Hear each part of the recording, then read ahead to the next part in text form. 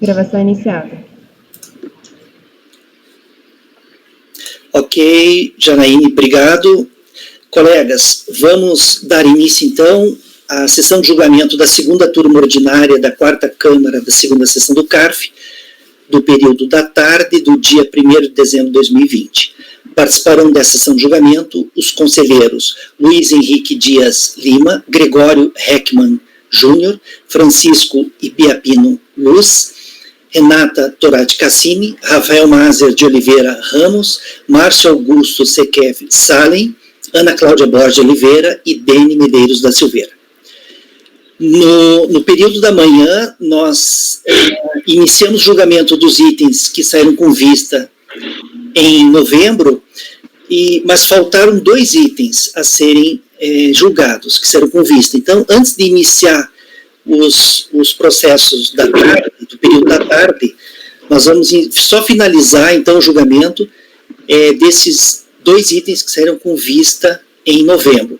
São os itens 4 da pauta e item 5. Item 4 e item 5. Tá? O item 4 da pauta é de minha relatoria. É da contribuinte Darlene Silva Trigueli. Eu li o relatório e voto no mês passado. O Luiz não estava presente, né, Luiz? Então, eu vou fazer um resumo do relatório, um resumo do voto, né? E se eu não me engano, foi o Gregório, né, Gregório, que manifestou a intenção de dar uma olhadinha nesse processo, né? Então, eu vou fazer um resumo, bem um resumo mesmo, e aí aí a gente inicia a discussão, tá? Eu vou fazer a leitura do relatório e já passo para o voto. Deixa eu só ver aqui na pasta que eu disponibilizei para vocês, deixa eu ver se esse aqui está com...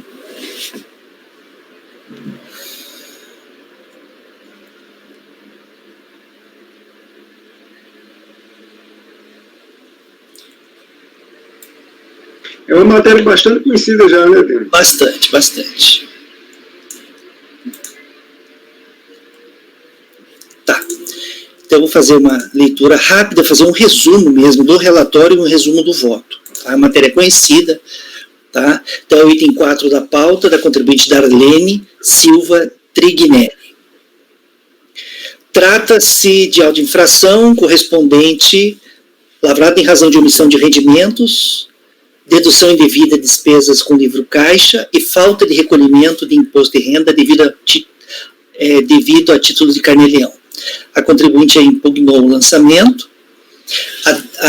Ao julgar a impugnação, a terceira turma da RJ Salvador, por unanimidade de votos, concluiu pela sua procedência em parte, aceitando a dedução de algumas despesas de livro caixa, o que importou na exoneração de parte do imposto lançado e parte da multa lavrada.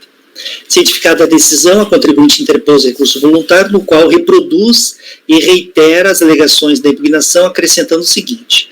Então, ela reproduz a impugnação e traz mais algumas alegações que eu vou tratar no meu voto. É o relatório. O recurso voluntário é tempestivo e atende aos demais requisitos de admissibilidade, assim dele conheço. Das alegações recursais, tendo em vista que a recorrente reproduz, tirar o pois bem do início ali, tendo em vista que a recorrente reproduz a impugnação em seu recurso, também reproduziremos no presente voto as razões decididas de ação de primeira instância com as quais concordamos. Eu destaquei em amarelo alguns pontos ali que eu vou fazer a leitura rapidamente. Aquela partinha azul é uma parte que eu não vou fazer a leitura, tá? E tem umas partes adiante que eu também não vou fazer. Eu já fiz a leitura integral, Luiz, da decisão da RJ no primeiro julgamento, mas agora para você, uma matéria que você já conhece, eu vou fazer só um resumo.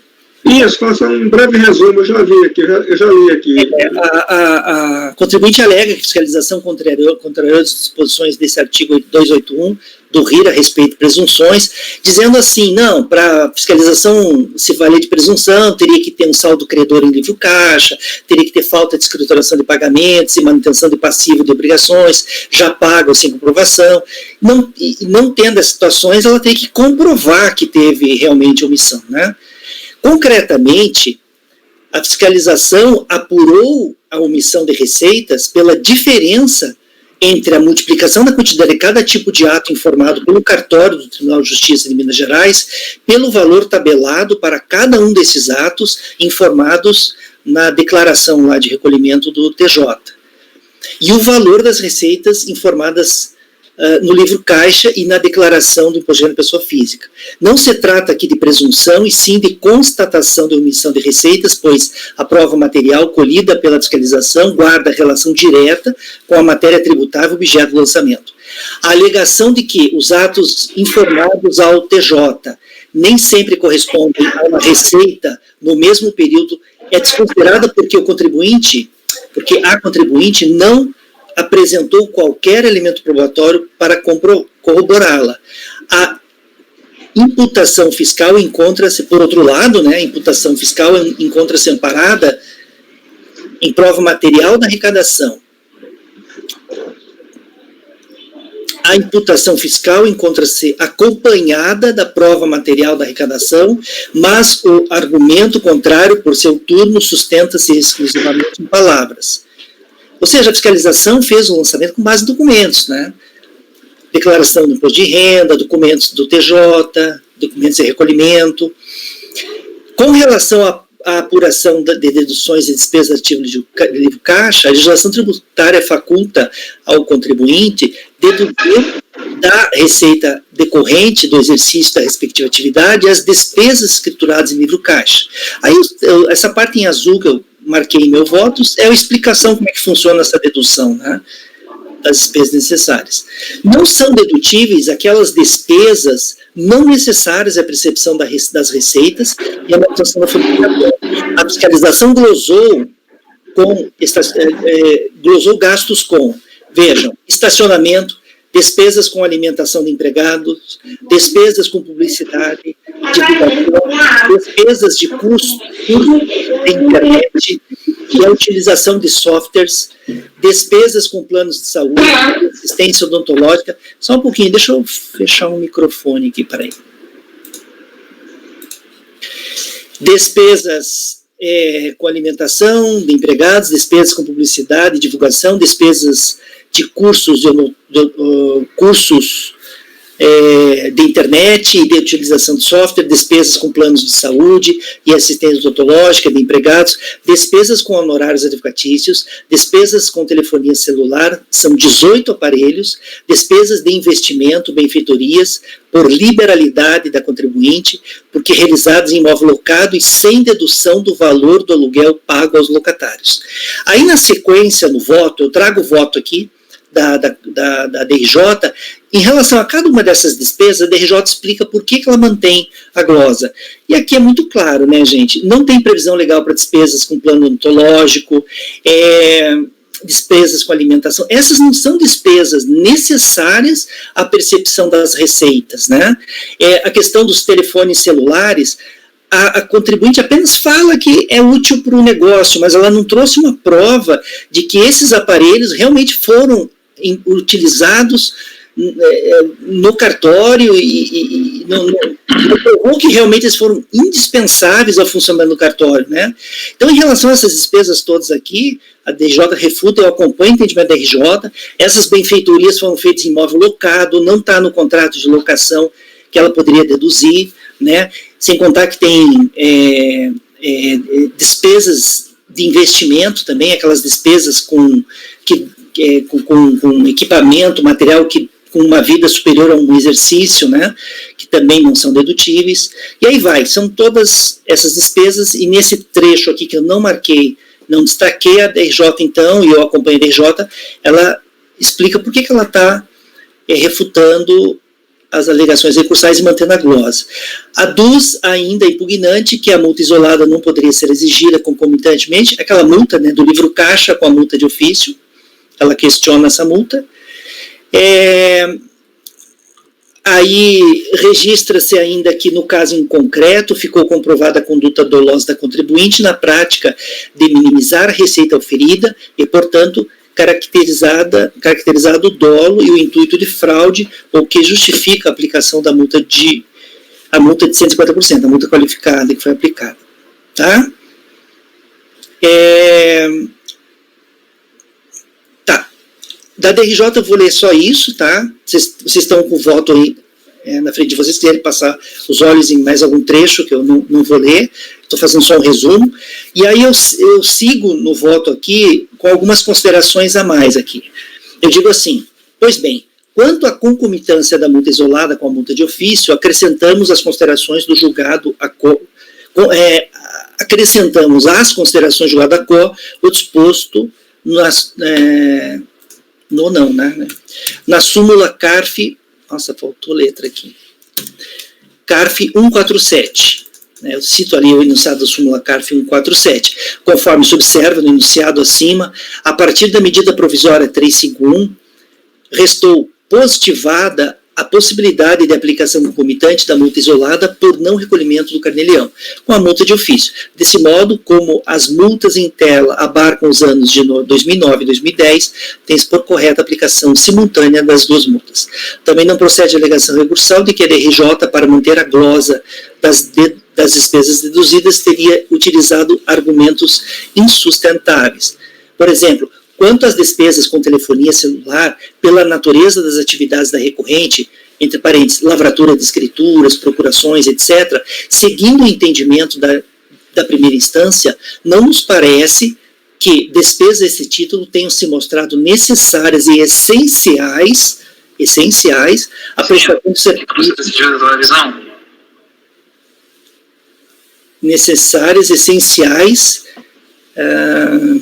A prestação dos serviços pelo tabelionato, em que pese a utilidade dos aparelhos de telefonia móvel no dia a dia. Além do mais, a recorrente não fez qualquer demonstração / comprovação da real necessidade da despesa com celulares para o funcionamento do cartório.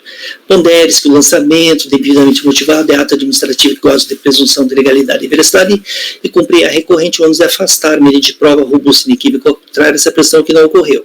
Por sua vez, as despesas com benfeitoria realizadas no imóvel onde se encontra instalado o cartório, por ser imóvel alugado, somente poderia ser deduzidas da base de cálculo do imposto de renda se fossem abatidas dos aluguéis pagos, pois do contrário se apresentam como um gasto realizado por liberalidade da recorrente, sendo essa inclusive a orientação dada pelo Perguntas e Respostas do Imposto de Renda da Pessoa Física de 2010 citada na decisão recorrida, e eu transcrevo aqui a resposta. Ademais, a alegação da recorrente de que não poderia ter ficado à mercê da boa vontade do locador quanto à aceitação do abatimento das despesas dos aluguéis não tem o condão de infirmar a glosa realizada. Até porque, pela importância do imóvel para o negócio da recorrente, imaginamos que tal situação deveria estar devidamente amparada em contrato de locação.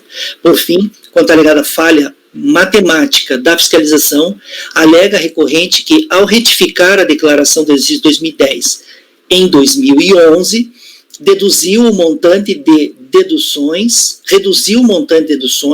o que resultou em imposto extra a pagar, e que teria sido parcelado esse imposto, sendo tal parcelamento não considerado pela fiscalização quanto do lançamento.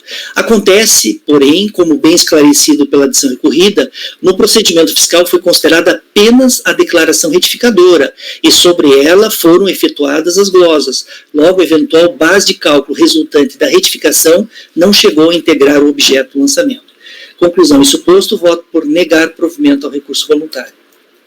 Eram dois processos da Darlene, né? Um saiu em diligência, foi baixar em diligência para juntar algum documento e alguma informação, e esse aqui eu estou negando provimento ao recurso voluntário. Colegas, esse é o voto. Gregório, gostaria de fazer algum esclarecimento, falar alguma coisa? Alguém mais também? Eu pedi vista desse processo, você já tinha sinalizado de que é um caso discussão probatória, né? E aí foram efetuadas várias glosas, e ali durante a sessão de julgamento eu não tive tempo hábil suficiente para poder examinar essas glosas, daí o pedido de vista. Mas o fato é que, analisando o processo, com a devida atenção, verifica-se que a contribuinte pouco ou nada apresentou em relação ao que ela traz de argumentação, desde a impugnação até no recurso voluntário. E aí, já adiantando meu voto, vou acompanhar o relator. Ok. Colegas, alguém gostaria de fazer mais algum comentário em relação a esse processo? Não?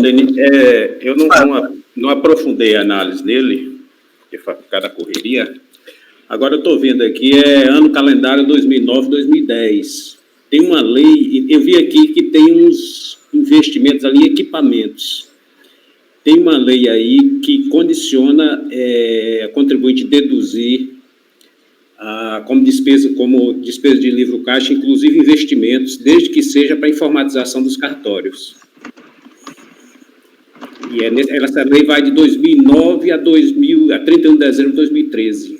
Mas veja, bem, primeiro isso não foi alegado pela recorrente.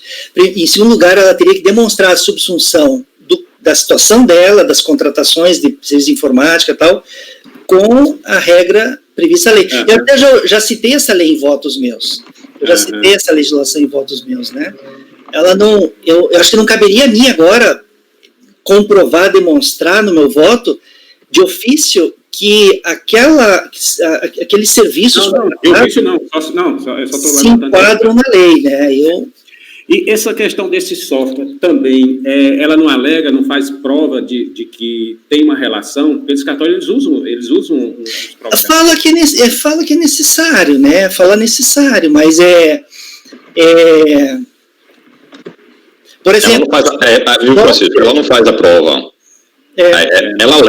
Ela alega um monte de coisa. A contribuinte alega no recurso, na impugnação no recurso, ela alega. Ela vai defender o direito à dedução. Mas não apresenta a respectiva prova. Não, tranquilo. Foi o que o conselheiro Henrique, que é relator, já sinalizou na outra sessão, uma questão probatória. Não tem na prova, já não entra nem na discussão, né? E então, daí não tinha o que... Então tá, podemos votar?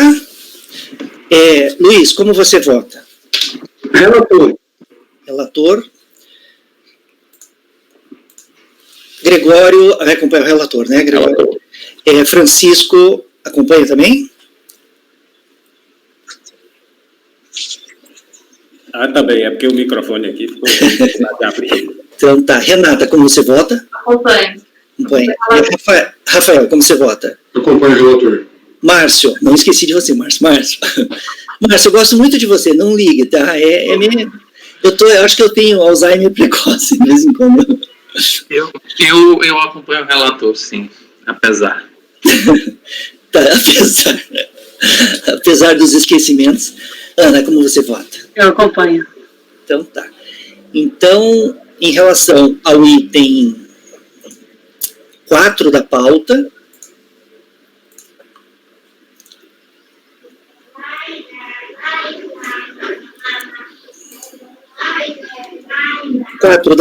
da contribuinte Darlene Silva Trignelli, ficará assim o resultado. Acordam os membros, item 4, tá repetindo, item 4, da contribuinte Darlene Silva Trignelli, acordam os membros do colegiado, por unanimidade de votos, em negar provimento ao recurso voluntário. Eu vou informar aqui que ele está sendo julgado no período da tarde do dia de hoje, tá? Gregório, agora é o item 5 de sua relatoria, ele saiu com vista também. Você podia fazer um resumo só, bem um resumo mesmo, tá? E aí a gente já passa a discussão e votação, tá? Pode começar.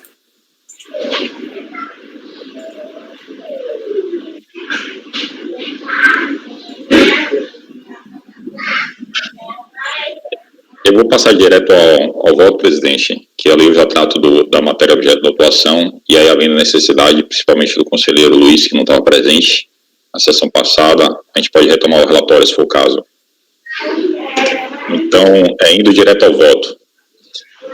Conforme exposto no relatório supra, trata os presentes casos de lançamento fiscal, com vista a exigir do contribuinte suposto de débito de imposto de renda da pessoa física, referente ao ano calendário 2008, em decorrência do cometimento da seguinte infração apurada pela fiscalização: distribuição desproporcional de lucros em valores excedentes à participação societária do contribuinte.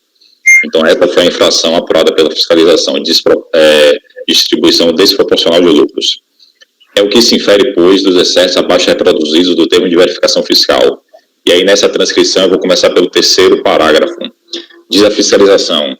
Analisando os DOCs 1 a 31 apresentados pelo contribuinte, em especial os DOCs 1A a 11, constata-se que foram comprovadas, por meio de demonstrações e registros contábeis, as existências de lucros contábeis anteriores e ou do exercício de 2008, para todas as empresas supracitadas, tanto as submetidas ao regime de lucro presumido, quanto as submetidas ao regime de lucro real. Ressalte que estes valores potenciais de lucro a distribuir estão limitados às participações societárias de cada sócio em cada uma das empresas mencionadas. Assim, esta parcela excedente, classificada indevidamente na DIRF 2008/2009 do contribuinte em tela como rendimentos isentos e não tributáveis, decorrente da percepção de valores a título de distribuição de lucros auferidos de empresas ligadas, sem a regular fundamentação e participação societária correspondente. Como se vê, o objeto da lide em questão se resume à possibilidade ou não de receber lucros em desacordo com a respectiva participação societária. Sobre o tema, esclarecedores são os escolhos da conselheira Letícia Domingues por ocasião do julgamento do processo número tal, consubstanciado no acordo 14.01.004.224 e 20 de 12 de fevereiro de 2020, ora adotados como razões de decidir do presente voto em vértice. Cumpre ressaltar que os resultados partilhados decorrentes do exercício da atividade empresarial ou profissão intelectual pela sociedade são distribuídos aos sócios ou acionistas mediante pagamento de lucros ou dividendos. A participação dos lucros da sociedade é um dos principais direitos de um sócio ou acionista, de modo que os sócios são os destinatários naturais da atividade da sociedade, respeitados os direitos de terceiros, desde a sua constituição até sua extinção, de modo que o direito à participação dos lucros é intrínseco à própria atividade, à própria qualidade de sócio. Nesse sentido, o artigo 1008 do Código Civil determina que todos os sócios devem participar dos lucros e perdas da sociedade, sendo nula uma estipulação contratual que exclua qualquer sócio de tal participação. Já o artigo 1007 do mesmo diploma legal estabelece a regra geral de que o sócio participa dos lucros e das perdas na proporção de suas respectivas cotas, isto é, a regra geral é que eles sejam distribuídos de forma proporcional à participação daquele sócio no capital social da sociedade. Entretanto, o referido comporta exceção conforme a leitura detida, salvo estipulação em contrário, o que demonstra que os sócios são livres para estabelecer distribuição diferente da proporção de suas respectivas cotas, desde que não haja a supressão do direito a participar dos lucros e das perdas. Vale ressaltar ainda que há diversas situações fáticas que podem implicar uma distribuição desproporcional, tais como a situação em que um dos sócios é fator preponderante para a captação de clientes por conta de sua extensa rede de contatos, o que parece ser o caso dos autos, tendo em vista que um ex-ministro compõe o quadro da sociedade. Nesse sentido, totalmente ilícita a possibilidade de distribuição desproporcional de lucros no contrato social, pois um deles pode fazer jus a uma maior participação dos lucros, uma vez que ele possui impacto direto no aumento dos lucros da referida sociedade, o que foi devidamente arguído pela defesa, que a distribuição se operava com a distribuição desproporcional de lucros, à medida que cada sócio contribuiu individualmente para a sua formação. Ademais, cumpre ressaltar que há previsão expressa no contrato social que os lucros podem ser distribuídos desproporcionalmente ao capital social. Sendo assim, não há qualquer irregularidade na distribuição desproporcional dos lucros. Aqui eu pulo e sigo. Eis a redação da solução de consulta de ZIT, STRF 06, número 46 de 2010. Assunto: imposto sobre a renda permitida à fonte, distribuição de lucros aos sócios, isenção.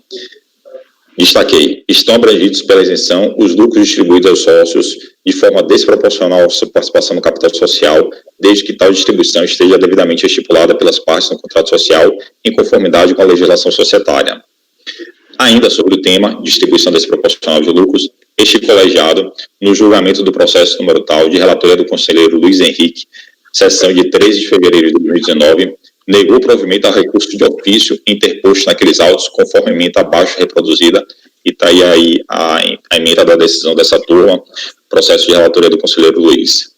Neste contexto, outro não pode ser a decisão, senão o provimento do recurso voluntário do contribuinte, com o respectivo cancelamento do crédito lançado. Aí tem a taxa Selic, que ele argui, aí é matéria de enunciado de súmula CAF, em relação à multa aplicada também, mas caindo o lançamento no primeiro tópico, o resto torna-se inócuo. É como eu voto, presidente. Ok, Gregório. Colegas, então, o conselheiro relator está votando por dar provimento ao recurso voluntário, cancelando o lançamento. Luiz, você não tinha participado do julgamento, né? O Gregório fez um resumo, mais ou menos, do caso. Alguém gostaria de fazer um comentário em relação a esse processo? Não? Luiz, você é o primeiro a votar. Ok.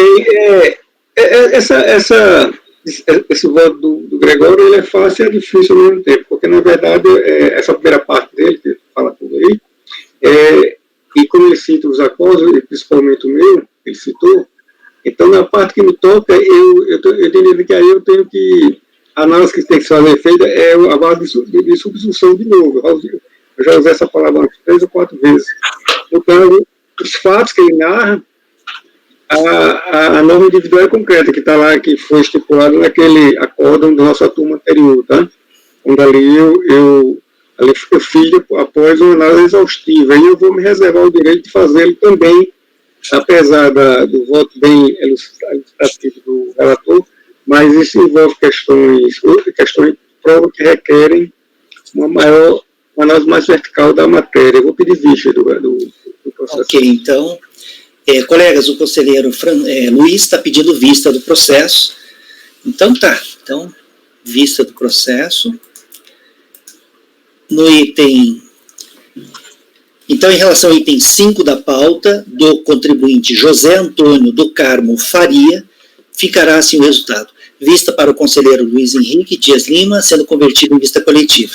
O relator apresentou o seu voto, dando provimento ao recurso voluntário. Na sequência, houve pedido de vista, os demais conselheiros não votaram.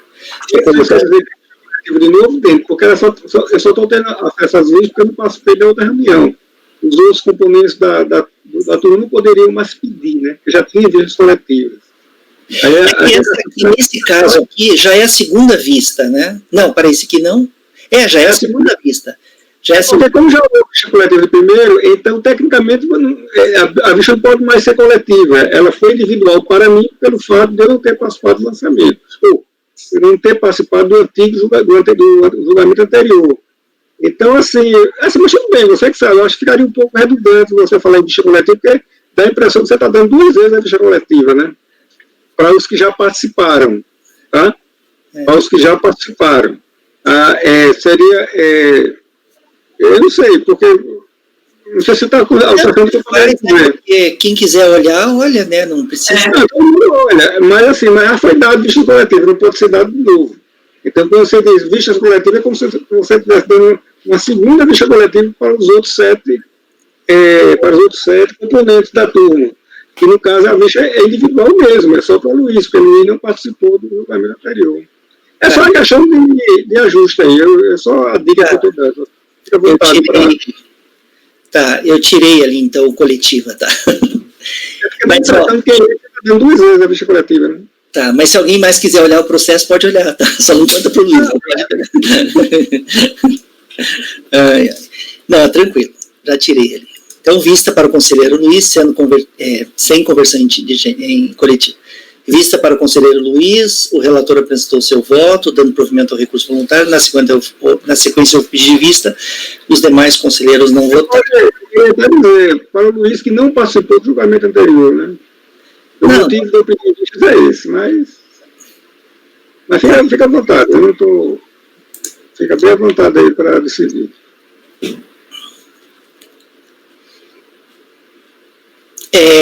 Colegas, esse foi então o item 5 da pauta do contribuinte José Antônio do Carmo Faria, item 5 de relatoria do conselheiro Gregório. Agora nós vamos dar sequência aos itens da parte da tarde, do período da tarde do dia de hoje, que começam no item 55, tá? A sessão de julgamento do período da tarde começa no item 55, também de sua relatoria, Gregório. O item 55, 56, 57, 58, 59. São todos da mesma contribuinte, da SH Empreendimentos Imobiliários Limitada. Você vai fazer a leitura na ordem, Gregório? Pode ser nessa ordem? Então tá. Todos tratando de contribuições previdenciárias. Item 55, da contribuinte SH Empreendimentos Imobiliários Limitada. Gregório, então pode fazer um resuminho do relatório, né? E aí já pode passar para o voto. Se for possível também fazer um resumo do voto, a gente agradece. Pode começar, então.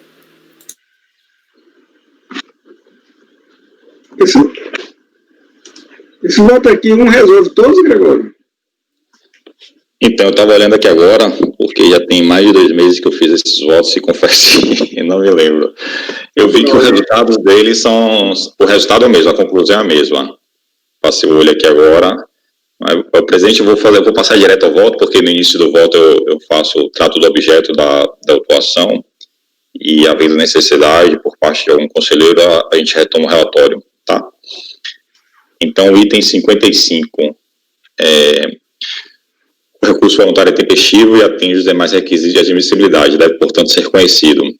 Conforme exposto no relatório supra, trata-se o presente caso de NFLD referente ao DBCAD final 230, dígito 1, com vistas a exigir débitos relativos às contribuições devidas à Seguridade Social, não recolhido em épocas próprias correspondentes à parte da empresa, financiamento dos benefícios em razão da incapacidade laborativa e a terceiros. Incidentes sobre a remuneração de mão de obra apurada por aferição indireta. Nos termos do relatório fiscal, tem-se que os fatos geradores que ensejaram a lavratura da presente notificação referem-se à prestação laboral dos segurados Marco Aurélio, Sérgio Mazeu, Wagner Ramos e Elisa Aparecida, mão de obra essa empregada na obra no período de janeiro de 2001 a março de 2003, foi de forma irregular, pois suas funções não fazem parte do custo unitário básico, não são consideradas mão de obra direta de construção civil e tampouco estão contempladas em convenção ou circular de sindicato de construção civil. De acordo com a autoridade administrativa fiscal, a evidência de elementos reveladores é de inequívoca existência de funções de administração, gerência, diretoria e relações públicas vinculadas à empresa SH Empreendimentos Imobiliários, e não na matrícula da obra, número tal, conforme foi constatado. Consequentemente, a empresa inseriu em título de sua contabilidade, no centro de custo, conta número tal, prestação laboral diversas da correta, fazendo com que este procedimento demonstrar remunerações de mão de obra despendidas na edificação predial maior que o real e menor na SH Empreendimentos.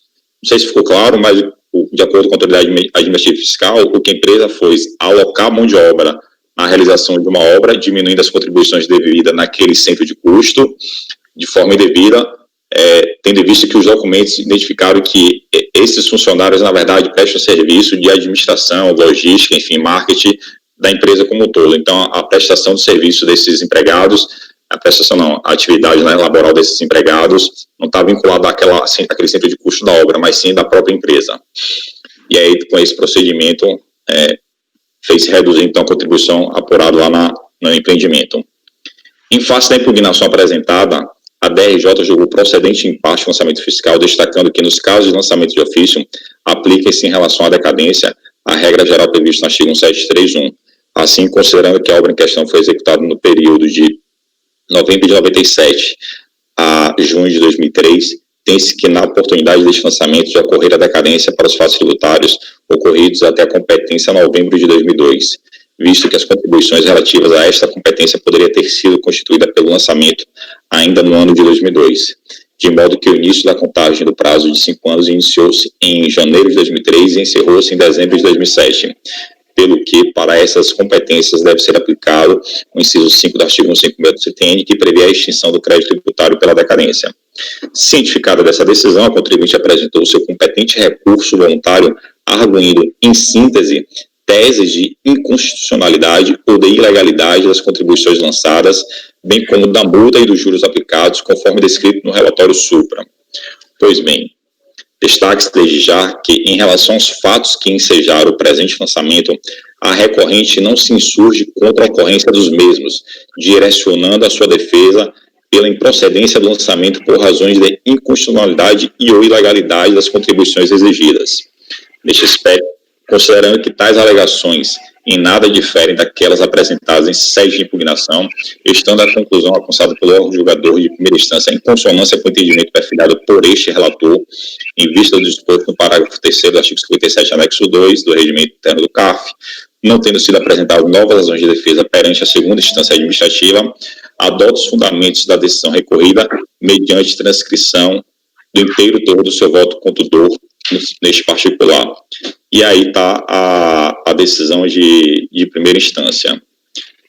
Não sei se faz necessária a leitura ou não. Para mim não precisa. Para mim não precisa.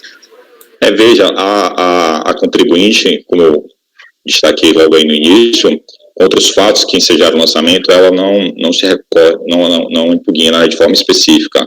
As alegações são mais no caráter de inconstitucionalidade e ou ilegalidade da exigência. Então, passando aqui a decisão de primeira instância, em adição às razões de decidir supratranscritas, destaque-se que, no que tange às contribuições para os terceiros, a recorrente defende, em síntese, a inexigibilidade das contribuições destinadas ao INCRA, SESC e ao SEBRAE, por ser uma empresa urbana, e não se tratar de micro ou pequena empresa. Pois bem, com relação à contribuição para o INCRA, adoto como razões de decidir o voto do conselheiro Luiz Henrique Dias Lima, objeto do acordo 24.002.007.577, de 11 de setembro de 2019. Eu já trouxe até esse acordo aqui em outro voto sobre a mesma matéria.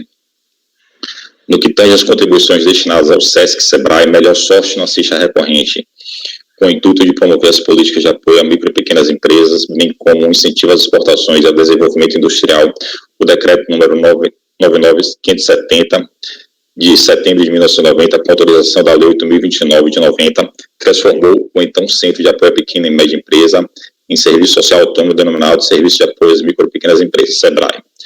Para financiamento da entidade criada, foi instituído um adicional a ser cobrado das empresas que contribuíram para os Senai, Senac, SES e SESC, independentemente de serem ou não pequenas ou microempresas. Sobre esse tema, já está pacificado o entendimento do STJ no sentido de que são contribuintes do SEBRAE indistintamente as empresas comerciais e industriais. Observe esse julgado, está aí o precedente do STJ nesse sentido. Em contexto, portanto, a regularidade do lançamento fiscal neste particular. Em relação ao juros de mora, pacífica a incidência sobre o crédito tributário não integralmente pago no vencimento, vez que decorre de norma cogente com substancial no artigo 61 do CTN, bem assim tratar-se de matéria já simulada no CARF, a teor dos enunciados número 4 e 5, ambos de súmula CARF, abaixo transcritos. No que tange a alegação de efeito confiscatório da multa aplicada e demais alegações de inconstitucionalidade, ressalva-se que não compete à autoridade administrativa apreciar a arguição e declarar ou reconhecer a inconstitucionalidade de lei, pois essa competência foi atribuída em caráter privativo ao Poder Judiciário pela Constituição Federal. A mais abalizada doutrina descreve que toda atividade de administração pública passa na esfera infralegal e que as normas jurídicas, quando emanadas do órgão diferente competente, gozam de presunção de inconstitucionalidade, baixando sua mera existência para inferir a sua validade. Sobre o tema, confira o enunciado de súmula CARF número 2. De fato, a egrégio de conselho não pode adentrar no controle de constitucionalidade das leis, somente otorgada esta competência ao Poder Judiciário, devendo o CARF se ater a observar o princípio da presunção da constitucionalidade das leis, exercendo dentro da devolutividade que lhe competir frente à decisão de primeira instância, com a dialética do recurso interposto, o controle da legalidade do lançamento para observar se o ato se conformou ao disposto na legislação que estava em vigência por ocasião da ocorrência dos fatos, não devendo abordar temáticas de inconstitucionalidades, salvo em situações excepcionais, quando já houver pronunciamento definitivo do Poder Judiciário sobre dado assunto, ocasião em que apenas dará aplicação à norma jurídica constituída em linguagem competente pela autoridade judicial, e aqueles outros casos previstos no regimento interno. Não se verifica, entretanto, nenhuma dessas hipóteses presentes nos autos. Outro sim, o artigo 26A do decreto 7235, com a redação dada pela Lei 11.941, enuncia que no âmbito do processo administrativo fiscal fica vedado aos órgãos de julgamento afastar a aplicação ou deixar de observar tratado, acordo internacional, lei ou decreto sob fundamento de inconstitucionalidade. Neste mesmo sentido, depois a redação do artigo 62 do anexo 2 do regimento interno do CARF. Dessa forma, com relação aos vícios de ilegalidade e inconstitucionalidade suscitados, desde que para se acatar a tese recursal seria necessário afastar a aplicação de lei, o que é defeso pelos supracitados artigos 26A do decreto 7235 e artigo 62 do regimento interno do CARF. Em síntese, e a despeito do bem fundamentado recurso, o CARF não tem competência para decidir questões atinentes à inconstitucionalidade ou ilegalidade das normas, de tal maneira que a decisão a qual não deve ser reformada, negando-se o provimento ao recurso. Ante o exposto, concluo o voto no sentido de negar provimento ao recurso voluntário. É como eu voto, presidente. Ok, Gregório. Colegas, em relação ao item 55 da pauta, o conselheiro relator está votando no sentido de negar provimento ao recurso voluntário. Alguém gostaria de comentar o processo ou o voto do relator? Não? Eu vou fazer a coleta dos votos. Luiz, como você vota? Eu vou fazer só uma observação, assim, não em relação ao voto do Gregório, mas a vários votos que nós recebemos. Eu acho assim que esses recursos voluntários são interpostos, quem os faz, né, não observa questões básicas, assim, denunciadas de súmula, né? Então, você traz uma argumentação extensa sobre funcionalidade, sobre o aspecto confiscatório do coisa que é sabido que a gente não pode, que o procurador administrativo não pode se pronunciar. É só esse argumento. Eu vou acompanhar o relator. Ok. O Gregório, então, mantém voto, né, Gregório? Francisco, como você vota? Eu acompanho o relator. Relator, você está no escuro, Francisco. Renata, como você vota? Acompanho também. Rafael? Eu acompanho, presidente. Márcio, como você vota? Relator. Ana, como você vota? Acompanho. Eu também acompanho. Então, em relação ao item 55 da pauta, da contribuinte SH Empreendimentos Imobiliários Limitada, ficará assim o resultado. Acordo os membros do colegiado por unanimidade de votos em negar provimento ao recurso voluntário. Cada processo, eles são diferentes um do outro, Gregório, ou mais ou menos iguais? Eu estou olhando aqui, presidente, o item 56 é exatamente igual. O que vai diferir é em relação à obra. Mas o lançamento é o mesmo, os funcionários que são citados também são os mesmos que foram alocados no custo da obra e não na empresa. As razões de defesa são as mesmas, a decisão de primeira instância também é a mesma, também houve reconhecimento parcial da decadência pela DRJ, as razões do recurso voluntário também são as mesmas, e a minha decisão também é a mesma. Isso para o item 56. Colegas, a situação pelo relator é a mesma em relação ao item 56. Alguém diverge do relator em relação ao item 56? É a mesma situação do item 55, devem ser as mesmas razões para o lançamento, né, para a defesa, para a decisão do TRJ. Então, tá. Então, para o item 56 da pauta, ficará assim o resultado. Acordam os membros do colegiado por unanimidade de votos em negar provimento ao recurso voluntário. Agora vamos para o item 57.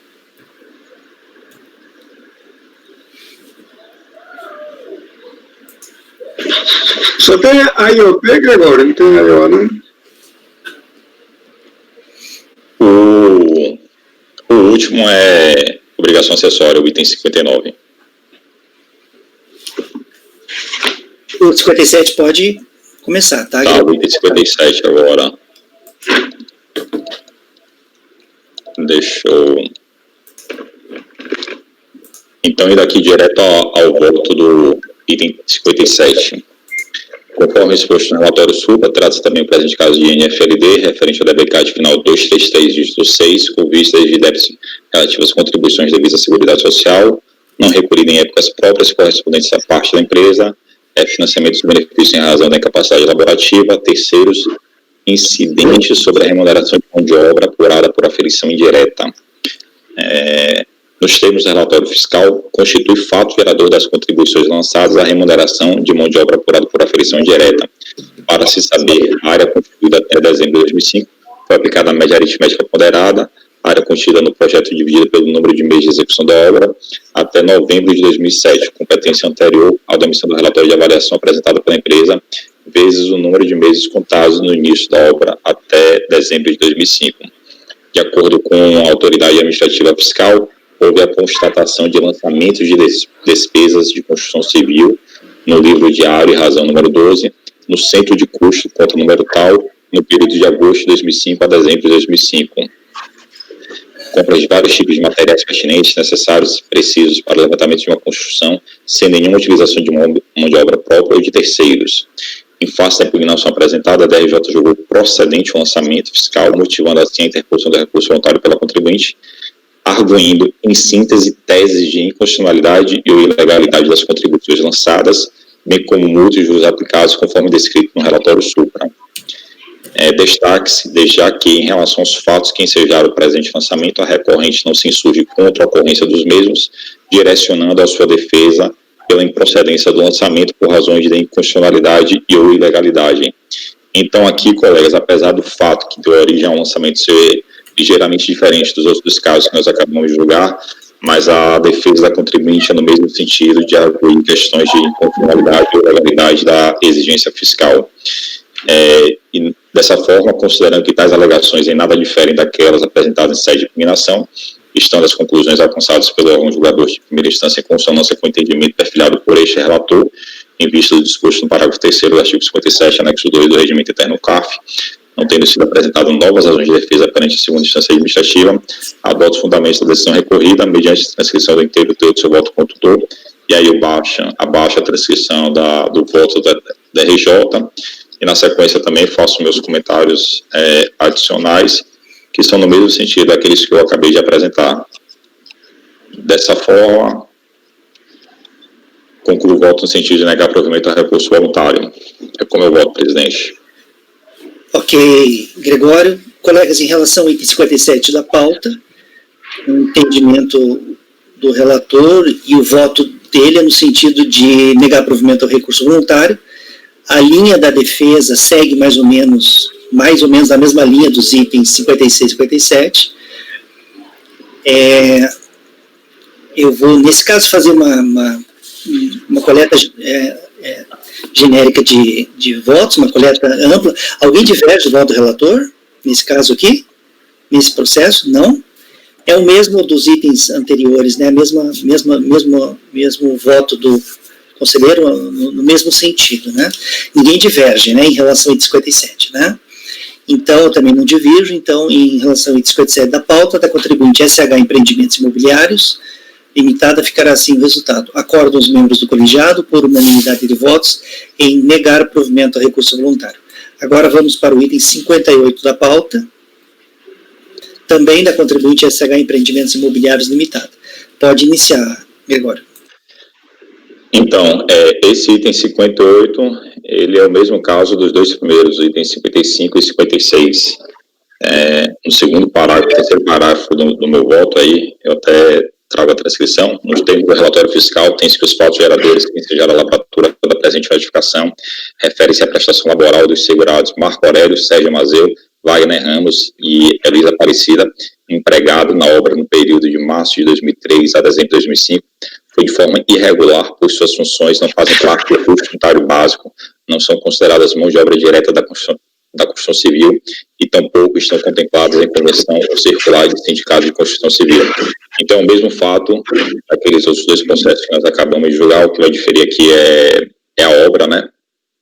Mas o lançamento segue o mesmo raciocínio, a mesma fundamentação, as razões de defesa também são as mesmas, o julgamento de primeira instância também foi no mesmo sentido daqueles outros dois casos, a DRJ reconheceu a decadência parcial do lançamento, as razões da recurso voluntário também são idênticas, de modo que a minha decisão também é a mesma, no sentido de negar provimento ao recurso voluntário, pelas razões já expostas nos dois primeiros casos, itens 55 e 56.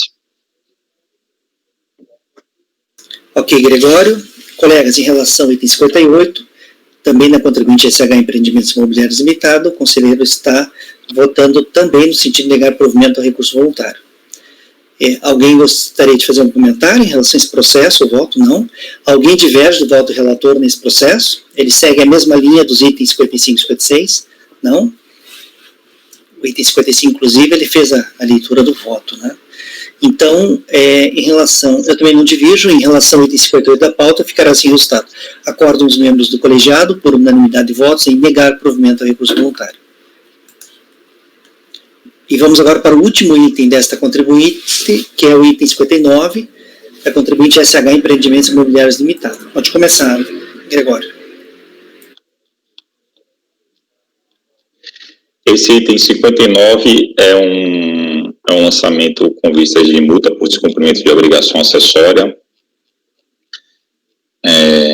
Trata-se para este caso de atuação fiscal em decorrência de descumprimento de obrigação acessória, consistente na falta de apresentação de documentos e livros relacionados com as contribuições previdenciárias, ou os apresentou sem observância das formalidades legais exigidas no período em evidência, incorrendo na prática da infração capitulada no artigo 33, parágrafo 2º e 30 da Lei 8.212, combinado com os artigos 232 e 233, parágrafo único do RPS. O que é que acontece? Naqueles itens que nós julgamos, 55, 56, 58 principalmente, verificou-se que a empresa, ela, na contabilidade dela, alocou na obra, né, prestação dos empregados, diminuindo assim as contribuições devidas em relação àquelas obras, quando o correto seria informar aqui em relação à empresa, né?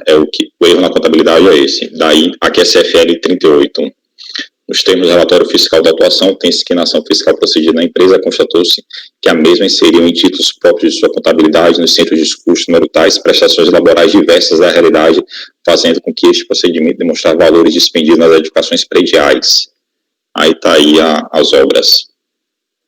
Registra já pela sua importância que o contribuinte não se insurgiu contra o objeto da atuação, tendo direcionado a sua defesa pela improcedência do lançamento por razões de inconstitucionalidade e ou ilegalidade das contribuições exigidas.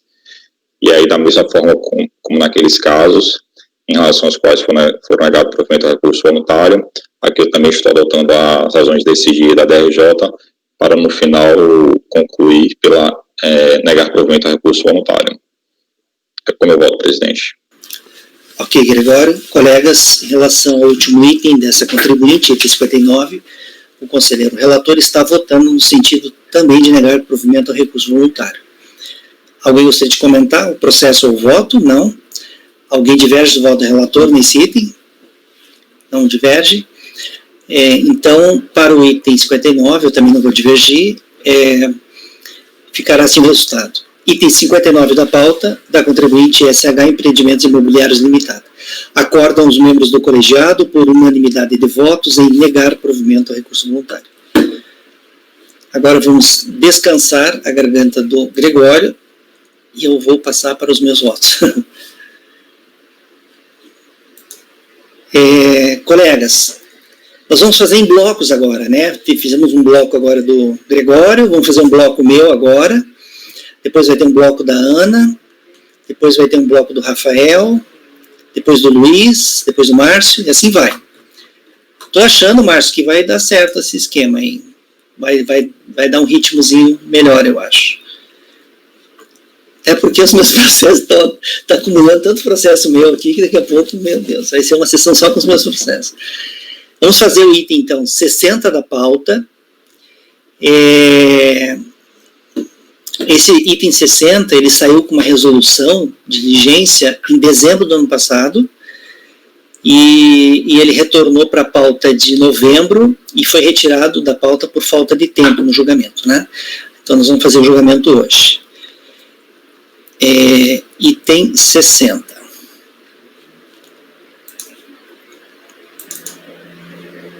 Vou fazer um resumo do relatório, bem resumo mesmo, e já passo para o voto. Trata o presente processo de lançamento de auto de infração de obrigação principal e obrigação acessória. Dentro do prazo regulamentar, a empresa apresentou impugnação. Ao julgar a impugnação, a 5ª turma da RJ de Brasília, por unanimidade de votos, concluiu pela sua improcedência. Cientificada da decisão de plena instância, a contribuinte interpôs recurso voluntário. Eu vou tratar das alegações recursais no meu voto, então eu vou direto para o voto. Ela trouxe ali as suas alegações, e aí, tendo em vista as alegações recursais, acompanhadas das notas fiscais de folhas tais e das planilhas de folhas tais, o processo foi baixado em diligência nos termos da resolução número 2402.000.808 de folhas tais, para que a unidade de origem prestasse as informações que eu relaciono ali no relatório do acordo. Em resposta à diligência, a unidade de origem da RFB caiu aos autos a informação fiscal de folhas tais, a qual foi cientificada recorrente, porém sem manifestação por parte desta. O processo, então, retornou a este Conselho para prosseguimento. É o relatório. Do conhecimento, o recurso voluntário é tempestivo e atende aos mais requisitos, assim dele eu conheço. Do alegado pedido de parcelamento. Alega recorrente que a fiscalização não teria levado em consideração o pedido de parcelamento feito pela empresa e deferido pela RFB nos seguintes termos. Eu trago ali a alegação recursal. Contudo, segundo a decisão recorrida, o crédito tributário discutido no presente processo não foi objeto de parcelamento. Confira-se. Eu trago ali um trecho de ampla instância que mostra que o débito discutido aqui não está no parcelamento. Sendo assim, afasta-se a alegação quanto ao parcelamento. Da alegada divergência referente à contribuição dos empregados. Segundo a defesa, a divergência relativa ao tópico empregados, planilha, entre parênteses, planilha DNSS 2010, anexa ao recurso, pois a contribuição dos empregados retida pela empresa no ano de 2010, incluindo o 13º salário, não teria sido de 571 mil, teria sido de 571 mil e não o montante apurado pela fiscalização de 629. Todavia, não encontramos nos autos elementos suficientes para acatar o alegado. A citada planilha do INSS de 2010, folha tal, elaborada pela recorrente e trazida aos autos com recurso, de fato informa o montante de 571 mil de contribuição dos segurados. E segundo podemos constatar, esse montante foi obtido de um resumo da folha, também elaborado pela recorrente. Vejamos o que restou consignado no relatório fiscal a esse respeito. Eu vou ler esse trecho aqui importante. Foi criado o levantamento DF, diferença de folha de pagamento, a fim de apurar os valores devidos à Seguridade Social objeto da presente ação. A partir da folha de pagamento apresentada em arquivo digital no formato MANAD, foram apuradas as bases de cálculo e calculadas as contribuições dos segurados. Este arquivo recebeu o código de autenticação número tal. Beleza.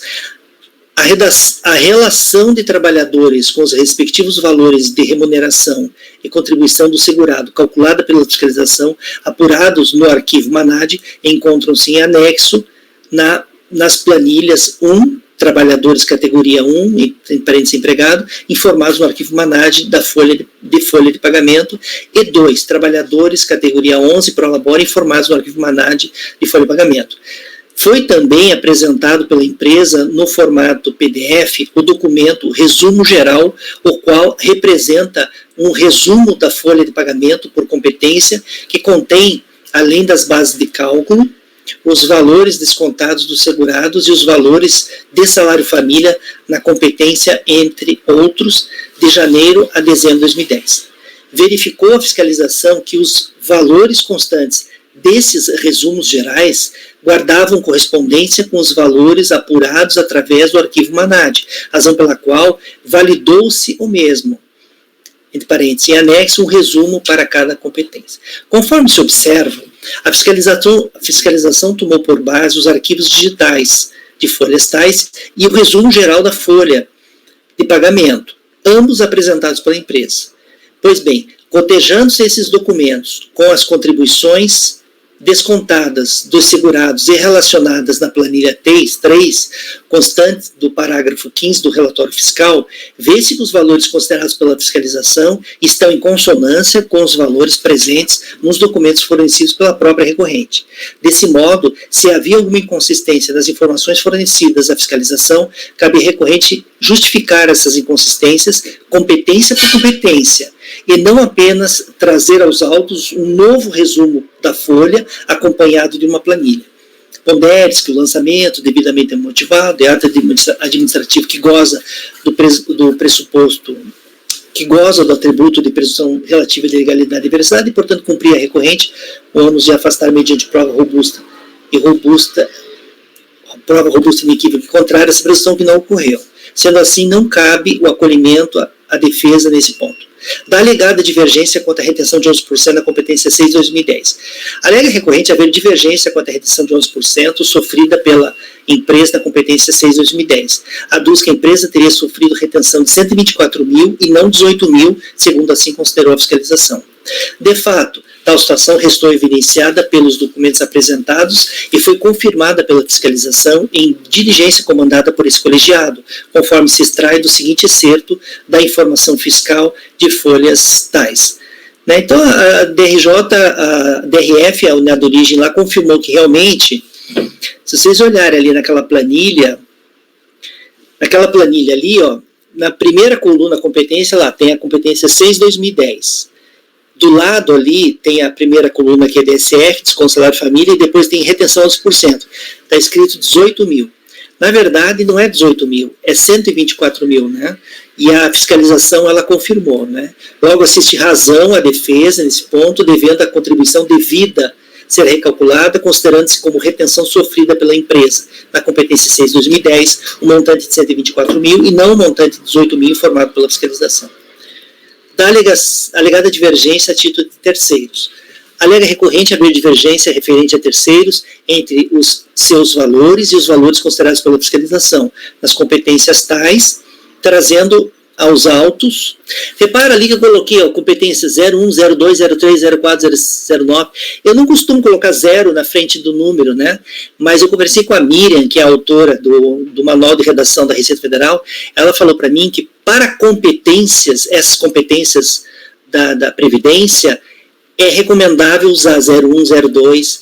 Então, eu mantive, né? Tanto é que eu falo assim, 01/1999, 07/2005. Então, eu mantive aqui o 01, 02, 03, 04, tá? Trazendo aos autos as tabelas de consulta do sistema de arrecadação da DataPrev. Realmente, segundo confirmado pela fiscalização, na informação fiscal emitida em resposta de diligência, os valores de recolhimento informados na impugnação estão corretos. Eu trago ali o excerto ali da informação fiscal. Portanto, procede a defesa quanto aos recolhimentos referentes a terceiros. Da multa referente à escrituração contábil digital. Por fim, quanto à multa pela não entrega da escrituração contábil digital relativa ao ano de 2010, a recorrente repete as alegações trazidas em sua impugnação, argumentando basicamente que as sociedades simples, como era o caso, passaram a estar obrigados à entrega da escrituração somente a partir do ano de 2013. Pois bem, uma vez que... Só um instantinho. Pois bem, uma vez que a recorrente repete em seu recurso as alegações trazidas na impugnação, reproduziremos no presente voto as razões decididas decisão para a instância com as quais concordamos. Ali eu trago...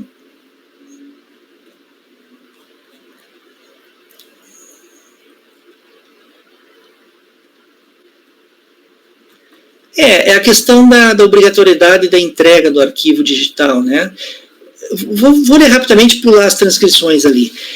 Conforme informado no relatório fiscal, a motivação da penalidade aplicada ao auto de infração decorreu do fato de o contribuinte ter deixado de transmitir a escrituração digital relativa ao ano 2010, mesmo estando legalmente obrigada. Por sua vez, consigna a impugnante que, de acordo com a Instrução Normativa 787 de 2007, embora as empresas optantes pelo lucro real ficaram obrigadas a fazer a entrega da escrituração contábil digital a partir de 2009, de acordo com a mesma, por sua vez, consigna a impugnante que, de acordo com a Instrução Normativa tal, embora as empresas optantes pelo lucro real... Ah, não, é que pulou ali o parágrafo.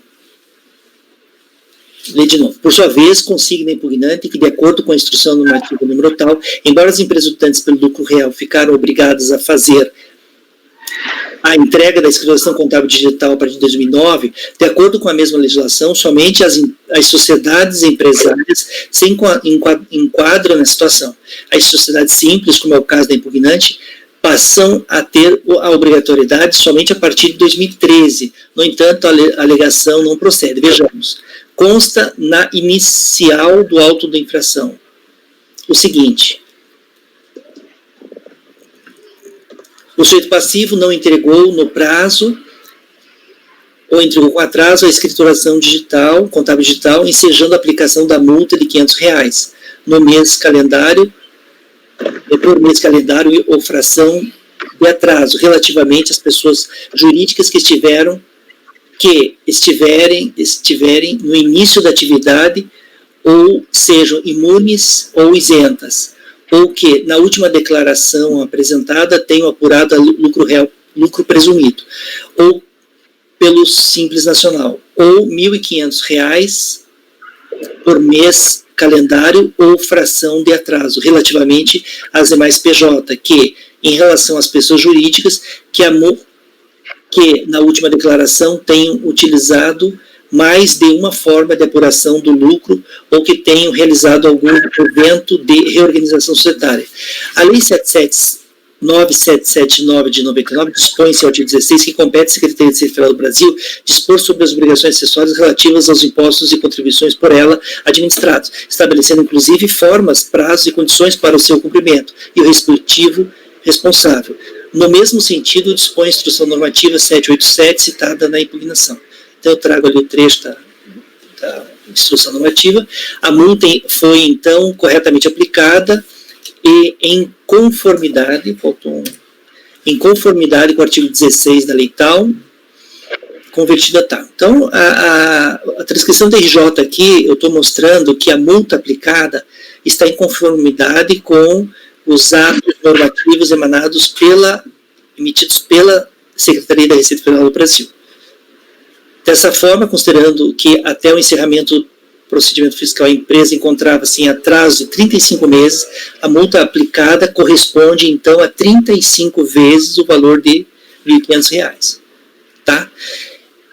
Bem, isso posto, voto por dar provimento parcial ao recurso voluntário, devendo ser recalculada a contribuição devida, considerando-se como retenção sofrida pela empresa, na competência 6/2010, o montante de 124 mil e não o montante de 18 mil, informado pela fiscalização na planilha de folha 4, e deverão ser considerados nas competências 01, 02, 03, 09, 10 e 11 2010, os recolhimentos a título de terceiros, o recolhimento a título de terceiros, constante da tabela, não, os recolhimentos fica melhor. Os recolhimentos a título de terceiros, constantes da tabela do item 3.2 da informação fiscal de folhas, tirar essa vírgula aqui, de folhas 1603 a 1606. Então, estou dando parcial provimento ao recurso voluntário, para reduzir o crédito lançado com base na informação prestada pela fiscalização. Alguém gostaria de fazer um comentário em relação a esse processo? Em relação ao voto? Perceba, o argumento do contribuinte, pelo que eu vi, é só sobre a base de cálculo, né? Ele enfrenta apenas a base de cálculo, ele não enfrenta a questão de aplicação de legislação, daquela multa e tal. Não. Inclusive, e você, por óbvio, você não está abordando isso, né? Não, de ofício eu não abordo isso aí.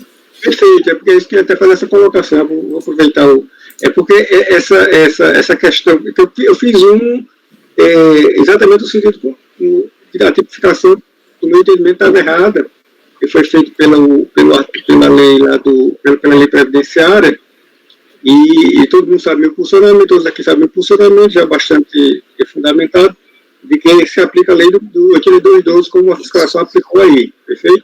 Isso. Mas, como essa matéria não veio no recurso voluntário, o contribuinte não enfrentou isso lá no recurso voluntário, que deveria ser não era para ser a da lei previdenciária, era para ser a outra lá específica, evidentemente que eu não tratei, porque não se trata de matéria de ordem pública, e é uma matéria que ainda a jurisprudência do CAF é meio cambaleante, assim, se bem que na Câmara Superior já se fechou. Mas não é matéria de ordem pública. Eu estou só aproveitando esse gancho para dizer que eu vou ter um voto, não sei quando é que vai ser votado, mas é exatamente o que falei que você desenvolveu. Ou seja, como a matéria não veio no recurso voluntário, eu não vou tratá-la eu não vou tratá-la de ofício, tá? Tá. Exatamente ali que você trouxe aí, muito boa essa linha aí. Tá. Porque inclusive, se você fosse tratar, ia ficar uma situação perversa, o contribuinte não ia pagar multa nenhuma, né? Ele não ia pagar nem pela Lei 2018, pela reação previdenciária, tá? Ele quer anular o lançamento. E não é matéria de ordem pública. Foi bacana esse seu voto aí, porque ele foi bastante didático para deixar claro o funcionamento. Tá, joia. Luiz, como que você vota? Eu vou acompanhar o relator. Luiz acompanha o relator. Gregório, como que você vota? Acompanho. Relator. Francisco. Acompanho o relator. Renata. Acompanho. Rafael. Acompanho. Márcio. Relator. Acompanha? Relator, isso. Relator. Ana, como você vota? Acompanho. Tá, eu também vou acompanhar o relator. Então ficou assim, ó. Item 60 da pauta do contribuinte Max Segurança Máxima Eireli. Acordam os membros do colegiado, por unanimidade de votos, em dar provimento parcial ao recurso voluntário, devendo ser recalculada a contribuição devida, considerando-se como retenção sofrida pela empresa na competência 6/2010, o montante de 124 mil e não o montante de 18 mil informado pela fiscalização na planilha 4 do relatório fiscal, folha 28, e deverão ser considerados nas competências 01, 02, 03, 09, 10 e 11 de 2010, os recolhimentos a título de terceiros constantes da tabela do item 3.2 da informação fiscal de folhas 1603 a 1606.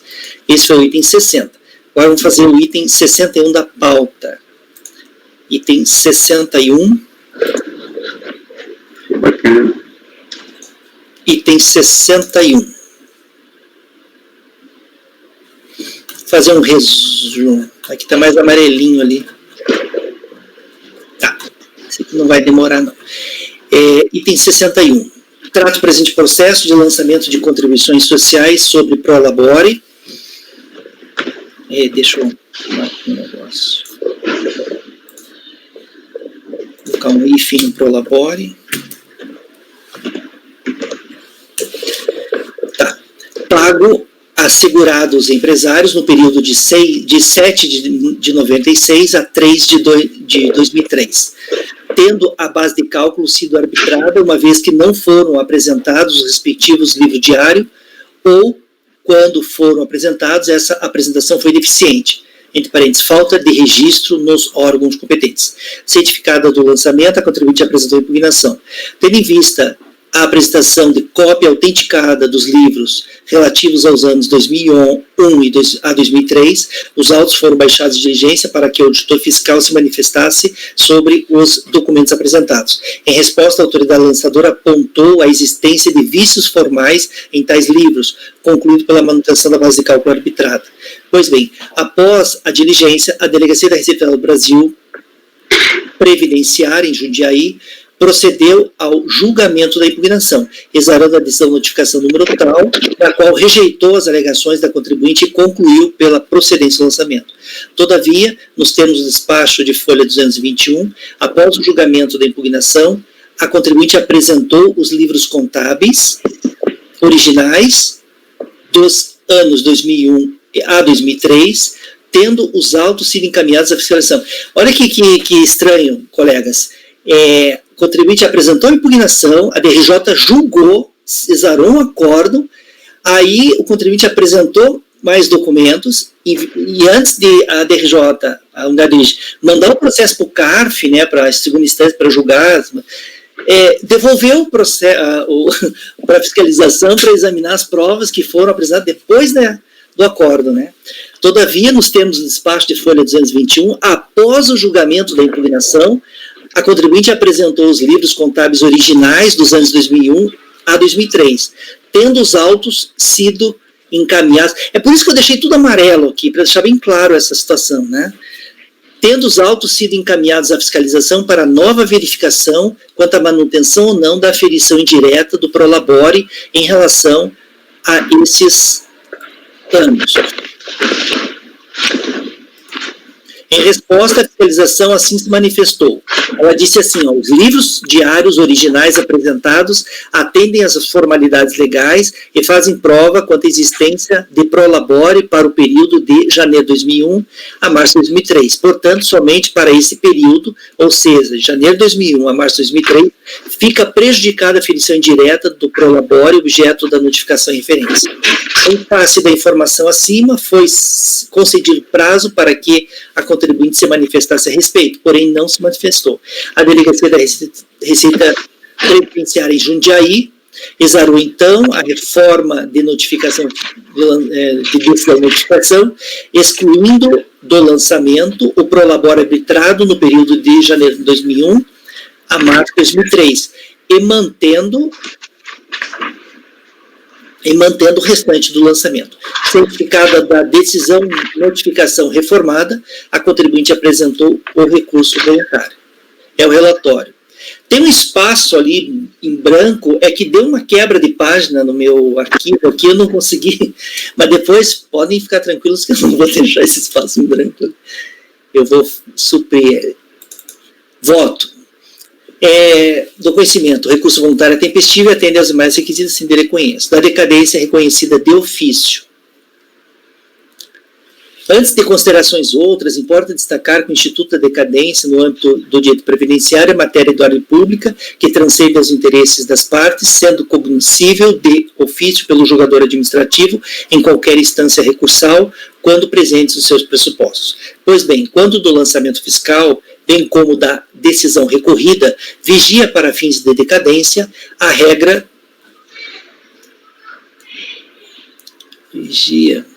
para fins de decadência, a regra prevista no artigo 45 da Lei 212. Aí eu falo da regra, né, falo da súmula vinculante número 8 do STF, aí eu trago o CTN, o artigo 150 do CTN, o 73. Como se vê, o prazo para a Seguridade Social apurar seus créditos e lançar seus créditos passou a ser de 5 anos, a contar da ocorrência do fato gerador, nas hipóteses de tributo que obedeça o regime de lançamento e prorrogação, e desde que haja início de pagamento, antecipação, ainda que parcial, ou a contar do primeiro dia seguinte, aquele com o lançamento poder ser efetuado, nas hipóteses de inexistência de pagamento ou na ocorrência de dolo, fraude ou simulação. No caso em tela, tem-se que o lançamento fiscal foi cientificado a recorrente em 22 de fevereiro de 2005 e restou mantido pela decisão de primeira instância em relação ao período de 7 de 96 a 12 de 2000, segundo se observa no discriminativo analítico de débito de folhas tais. Ademais, no período em foco, não evidenciamos nos autos qualquer recolhimento antecipado em relação a prolabore, de modo a atrair o disposto ao artigo 150 e a súmula CARF 99. Sendo assim, aplicando-se a regra do inciso 1 do CTN, reconhecemos de ofício a ocorrência da decadência em relação às competências de 7 de 96 até 11 de 2000. E mantemos o lançamento apenas em relação às competência 12 de 2000. Tá? Então, eu estou mantendo no lançamento, colegas, apenas uma competência, que é a 12/2000.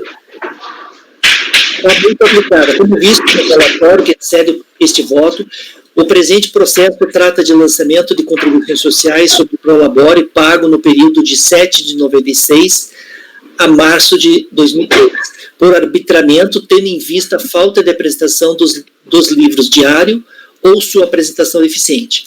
Após o julgamento da impugnação, a contribuinte apresentou os livros diários do período de janeiro de 2001 a março de 2003, os quais foram examinados pela autoridade lançadora, que concluiu pela sua regularidade e pela existência de registro de prolabore no período em questão. Diante desse fato, o órgão julgador ACO reformou a primeira decisão, cancelando o lançamento em relação ao período de janeiro de 2001 a março de 2003 e mantendo o relançamento. Em seu recurso, a recorrente alega inexistir pagamento prolabore no período cujo lançamento foi mantido pela decisão recorrida, fundamento fundamentando tal alegação em supostos livros diários que diz ter anexado aos autos. Porém, não consta no processo nenhum livro diário do período em questão, e nenhum documento que ateste a sua juntada, tratando-se, pois, de alegação desprovida de provas. Pondere-se que o lançamento devidamente motivado é um ato administrativo que goza do atributo de presunção relativa de legalidade e veracidade e, portanto, cumprir a recorrente ônus de afastar essa presunção meramente de prova robusta inequívoca, em contrário, que não ocorreu. Contudo, no item anterior desse voto, foi reconhecida de ofício a ocorrência da decadência em relação às competências de 7 de 96 a 11 de 2000, restando o lançamento apenas, falta um S, em relação à competência 12. Desse modo, mantém-se o lançamento fiscal em relação à competência 12 de 2000. Isso posto, voto por negar provimento ao recurso voluntário e reconhecer de ofício a ocorrência da decadência em relação às competências de 7 de 96 a 11 de 2000, com a manutenção do lançamento apenas em relação à competência 12 de 2000.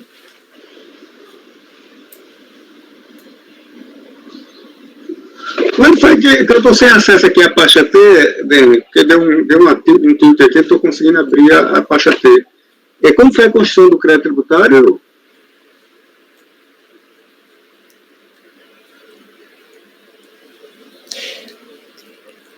Vou ler o primeiro parágrafo do relatório. Trata-se de processo de lançamento de contribuições sociais sobre Prolabore, pago a segurados empresários no período de 7 de 96 a março de 2003, tendo a base de cálculo sido arbitrada.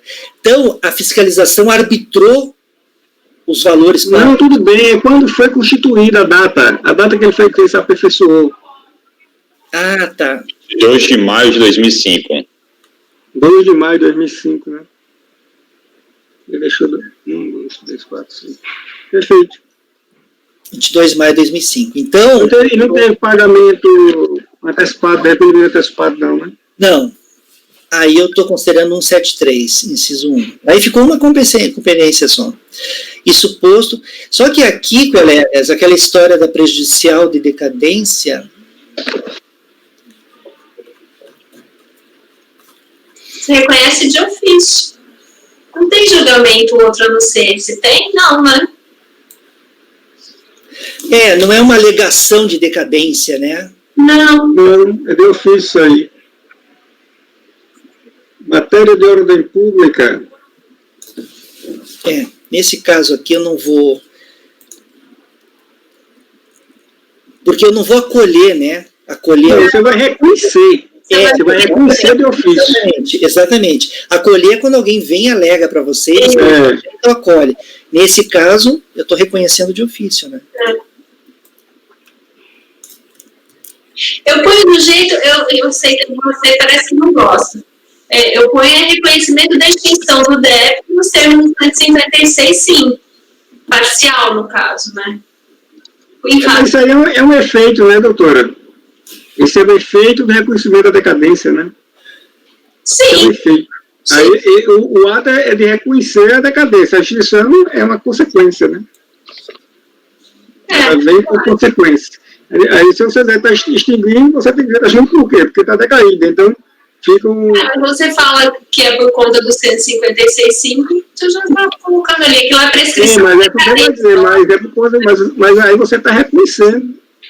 Eu assim, tudo bem. A sua linha você está fazendo, reconhecendo a decadência? Mas aí você tem que dizer... Aí, em algum momento, como no caso dele é de ofício, em algum momento você ia dizer extinção, é reconhecido de ofício. Reconhecido de ofício. Tem que ficar dito que é reconhecido de ofício. Tá. Sim, com certeza. Podemos votar então, colegas? Luiz, como você vota? Eu vou acompanhar o relator. Ok. Gregório, como você vota? Acompanho. Acompanha. Francisco? Acompanho também. Renata? Também acompanho. Rafael? Acompanho, relator. Márcio? Relator. Ana? Acompanho. Ok, então Em relação ao item 61 da pauta, da contribuinte Bavani Agri Informática Limitada, repetindo, o item 61 da contribuinte Bavani Agri Informática Limitada, ficará assim o resultado. Acordam os membros do colegiado, por unanimidade de votos, em negar provimento ao recurso voluntário e reconhecer, de ofício, a ocorrência da decadência em relação às competências de 7 de 96 a 11 de 2000, com manutenção do lançamento apenas em relação à competência 12 de 2000. Ok?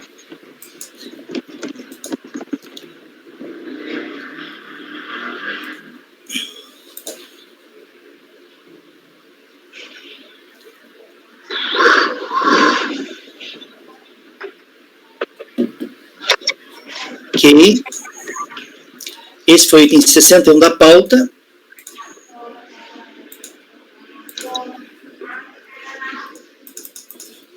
Esse próximo é tranquilo, né? Obrigação acessória, 59. Isso. Agora vamos passar para o item 62, microsteel. Deixa eu passar aqui uma coisa. O voto é bem tranquilo. Item 62 da pauta, da contribuinte Microsteel Indústria e Comércio Limitada. O presente autoinfração decorre da empresa, do fato da empresa ter deixado de arrecadar as contribuições devidas pelos segurados empregados. Veja, a obrigação é deixar de arrecadar a contribuição, tá? Dos segurados empregados em contribuintes individuais que lhe prestaram serviços nos períodos de dezembro de 2003 a fevereiro de 2004. Cientificado do auto de infração, o contribuinte apresentou impugnação. Ao julgar a impugnação, a 6ª turma da IJ de Campinas, São Paulo, concluiu pela procedência do lançamento. Só uma observação. Até essa época, 2008, 2009, nas DRJs, o acórdão da DRJ era sempre julgar procedente ou improcedente o lançamento, não a impugnação. Eu achava muito estranho isso, porque a gente julgava a defesa, a impugnação, né? Mas na conclusão a gente colocava assim, não sei quem trabalhou em DRJ lembra disso. E na hora que eu ia colocar, vamos supor que eu discordava da DRJ e eu tinha fundamentos para discordar da DRJ. Só que na conclusão, lá no voto, eu tinha que colocar voto pela procedência do lançamento. Só que o lançamento a gente não estudava a fundo, né, para saber se ele era realmente bem procedente, né. A gente sabia se era ou não a impugnação, né. Mas era assim, mas depois mudou. Agora não, agora o acordo da RJ é com relação à impugnação, se é ou não procedente. Então, ao julgar a impugnação, a 6ª turma da DRJ de Campinas concluiu pela procedência do lançamento. Veja só, julgou a impugnação e concluiu pela procedência do lançamento. Cientificada da decisão de primeira instância, a contribuinte interpôs o recurso voluntário. É o relatório. Recurso é tempestivo, atende aos demais requisitos, assim dele conheço. Das alegações, conforme pôde ser visto no relatório acima, a recorrente não contesta a multa aplicada e reconhece que deixou de efetuar o desconto da contribuição dos segurados, por falta de orientação adequada. Contudo, pede a relevação da multa, argumentando ser infratora primária, não ter agido com dolo ou má-fé, ter contribuído com a fiscalização, não terem ocorrido circunstâncias agravantes e ter carreado aos autos o comprovante de pagamento das contribuições pelas quais foi autuada. Vejamos, pois, o que restou consignado na decisão recorrida. Eu vou ler só aquela parte amarela ali, tá? Eu trago um trecho da recorrida, vou ler só aquela parte amarela. Inexiste nos autos comprovação de que a falta tenha sido corrigida, ou seja, que após iniciado o procedimento fiscal, após iniciado o procedimento fiscal e antes de expirado o prazo de defesa, o sujeito passivo tenha descontado das remunerações pagas aos seus empregados as contribuições previdenciárias por eles devidas no período identificado no relatório fiscal. Como se depreende do julgado da COR, a recorrente não teria promovido a correção da falta antes da prestação da defesa, sendo essa uma das exigências para a relevação da multa prevista no artigo 291, parágrafo 1º do Regulamento da Previdência Social, em sua redação vigente a tempos dos fatos. Aí eu trago ali a transcrição do artigo 291, parágrafo 1º. E como se extrai do excerto decisão recorrida, transcrito acima, a correção da falta dar-se-ia com a arrecadação das contribuições dos segurados, mediante o desconto das respectivas remunerações, porém isso não aconteceu. Ademais, convém destacar que a fiscalização havia solicitado a recorrente, por meio do termo de intimação fiscal para a prestação de documentos, a prestação de guias de recolhimento de GFIPs retificadoras. Contudo, em seu recurso, buscando demonstrar a correção da falta, a recorrente apenas carrega aos autos GPS, sendo que, dentre essas GPS, 2 se referem aos debicados número tais, os quais, segundo a fiscalização, teriam ensejado a atuação hora contestada. Vide o seguinte trecho do relatório fiscal. Todavia, como visto a Iures, a correção da falta não se daria com o recolhimento das contribuições, mas sim com a arrecadação das contribuições dos segurados mediante o desconto das respectivas remunerações. Logo, sem a demonstração da correção da falta, mantém-se a multa. Isso posto, voto por negar provimento ao recurso voluntário. É o tipo de multa que não tem muito, assim, como você se defender até, né? Você não recolheu, você não arrecadou, né? Teria que, não descontou do contribuinte, do segurado e não recolheu, então... Colegas, esse é o voto, eu nego o provimento ao recurso voluntário. Alguém gostaria de comentar o processo, o voto? Não? Luiz. Se ele recolheu, ele não estaria arcando ele com esse tributo? E ele, em tese, então, ele não descontou do cara. Ele deveria ter feito isso lá atrás. Ele não fez isso, mas ele adimpliu a contribuição. Mas não pelo segurado, mas por ele. É que a obrigação acessória, ela é de descontar do salário. Está muito específico. Ela é bem específica, é descontar, ele tem que descontar, né? E ele não descontou. Então... Mas se for pensar, não faz nem sentido. Por exemplo, ele poderia estar arcando com o valor, deixando de descontar, até porque o prazo já passou. Se ele for descontar agora, talvez eu acho até, Renata, pegando um gancho no que está falando, eu vejo que é até difícil de você corrigir essa falta, né? Exato. Você vai lá, isso aí diz respeito a competências lá atrás, você vai pegar no... Como é que você descontar, né? Estou devendo um tanto, devia ter pego de você, não peguei, então, quer dizer, ele arca com o valor e paga. Mas, realmente, o tipo é bem específico. Mas ele descumpriu uma obrigação acessória e não corrigiu, né? Não foi lá na folha de pagamento, descontou, sei lá.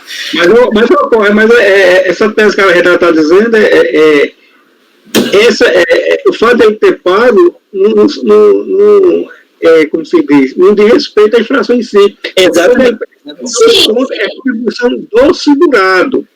Sim. Então tem que descontar o salário dele. Quando ele recolhe, ele está fazendo como se fosse uma contribuição patronal. Não é o caso. Né? A gente está falando, se é o desconto, é a contribuição do segurado, que é o desconto do salário dele. Aí quando ele recolhe sem ter feito o desconto lá atrás, na verdade ele está pagando uma conta patronal, que é o caso. Né? Mas aí se ele assim qualificasse, se ele paga isso, ele não pode qualificar isso como pagando a título de contribuição que ele deve, não eu? Enfim, mas também não vamos viajar, né? Porque essa legislação previdenciária, ela é muito fechadinha, assim, né? Nas contribuições, nas obrigações acessórias. Luiz, como que você vota? Vou acompanhar o meu novo presidente, não tem nem como dirigir. Gregório, como você vota? Acompanham.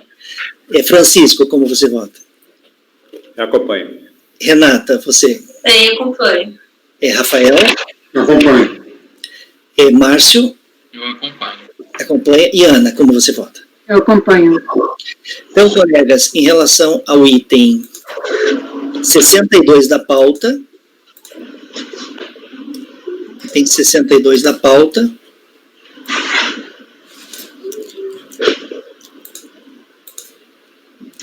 da contribuinte Microsteel, Indústria e Comércio Limitada, ficará assim o resultado.